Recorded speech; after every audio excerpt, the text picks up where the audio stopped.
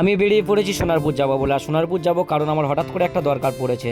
আর সঙ্গে আমি সানগ্লাসটা নিচ্ছি চোখে জলের ঝাটকা না পড়ে তার জন্য। আর যেহেতু আমি বাইকে যাবো তার জন্য হেলমেটটা খুব প্রয়োজনীয়, নাহলে পটকে যাবো পড়লে। আর ভুল করে বাড়িতে রেনকোট ফেলে চলে যাচ্ছিলাম, তখনই দীপিকা মনে করিয়ে দিল রেনকোটের কথা। বৃষ্টির দিনে অনেকটা পথ যাবো, তাই রেনকোটটা দীপিকা আমাকে দিয়ে দিল। আর এদিকে আমার বন্ধু এসে দাঁড়িয়ে আছে সন্তু দাঁড়িয়ে আছে, কারণ সন্তু আমার সঙ্গে যাবে অনেকটা পথ। আমি ওকে বললাম যে চল, তো ও না বললো না। এরপর দুই বন্ধু বেরিয়ে গেছি বাইক নিয়ে সোনারপুরের উদ্দেশ্যে। আর এখন আমি মিলন মোড় থেকে গাড়িটা ছেড়েছি। এর আগেও সোনারপুরে আমরা অনেকবার বাইক নিয়ে গেছি। আর সোনারপুরে দরকার মেটাবো, তার সঙ্গে আমার দিদির বাড়ি আছে সোনারপুর মিলনপল্লীতে, তো দিদির বাড়িতে একেবারে ঘুরে আসবো। আমাদের বাড়ি থেকে সোনারপুরের ডিস্টেন্স প্রায় 60 কিলোমিটার রাস্তা। তো আমি হেলমেটটা পরিনি, তার জন্য এখন হেলমেটটাও পরে নিলাম, নাহলে পটকে যাওয়ার ভয় আমার। যাওয়ার পথে গাড়িটাকে ভালো করে খাইয়ে দিলাম, কারণ ওর ওপর চড়ে দুজন মানুষ যাবো, তো তাই ওকে ভালো করে একটু পেট্রোল খাইয়ে দিলাম। এখনো কাশীনগরও আমি যেতে পারলাম না, তার মধ্যে সন্ধ্যা নেমে গেল। তো কিছুক্ষণ গাড়ি চালানোর পরে আমরা কাশীনগর চলে এসেছি। কাশীনগর বাজারে এমনিতেই সবসময় ভিড় থাকে। আর আমরা যাবো কাশীনগরে ফেলে মথুরাপুরের ভেতর দিয়ে জয়নগর গিয়ে উঠবো। আর জয়নগর থেকে 80 রোড ধরে আমরা যাবো এখন শাসন। দেখতে দেখতে আমরা চলে এসেছি শাসন। আর শাসনে এসে দেখি রেলগেট পড়েছিল, আর সবে ট্রেনটা পেরোচ্ছে, অনেকক্ষণ দাঁড়িয়েছিলাম। আর রেলগেটটা খুলতেই আমরা হুড়োহুড়ি লেগে গেছি, কি আগে যেতে পারে, কি আগে ইউসেন বোল্ট হতে পারে, তার জন্য হুড়োহুড়ি লেগে গেছে। আর দেখলেই মনে হবে যেন অলিম্পিকে 100 মিটার দৌড় হচ্ছে, কে ফার্স্ট হতে পারে তার প্রতিযোগিতা চলছে।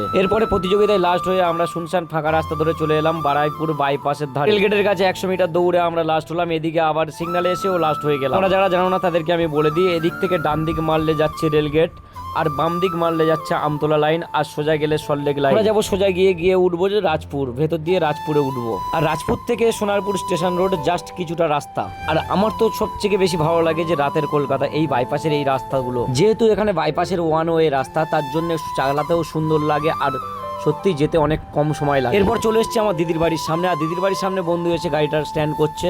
আর এদিকে দেখছো ওই যে আমার দিদি বেরিয়েছে। আর রুমের মধ্যে এসে দেখি যে আমার ভাগ্নি ক্যামেরার সামনে আসতে চাইছে না, মুখটা ঢাকছে লজ্জায়। আমাদের মাস্টার শুরু করে দিয়েছে উৎপাতটা শুধু দেখো, উৎপাত করে পা কেটে গেছে, তবু উৎপাতের শেষ নেই। ভাগনা আবার আমাকে ডেকে দেখাচ্ছে, দেখো মামা আমি উৎপাত করে আমার পা কেটে গেছে। এরপর চলে আমার আর আমার ভাগনার মধ্যে পুরোনো দিনের খেলা, মারপিট খেলা। যখন আমি দিদির বাড়ি থাকতাম তখন আমি আর ভাগনা দুজন এরকম মারপিট খেলা খেলতাম। এখন আর দিদির বাড়িতে থাকা হয় না, তাই ভাগনা আসতেই শুরু করে দিল মারপিট খেলা। তো অনেক হলো। এরপরে প্রত্যেকটা মানুষ যেটা করে, বাচ্চাদের 5 টাকার লোভ দেখিয়ে যে বডি ম্যাসাজটা করিয়ে নেয়, সেটাও আমি শুরু করে দিলাম।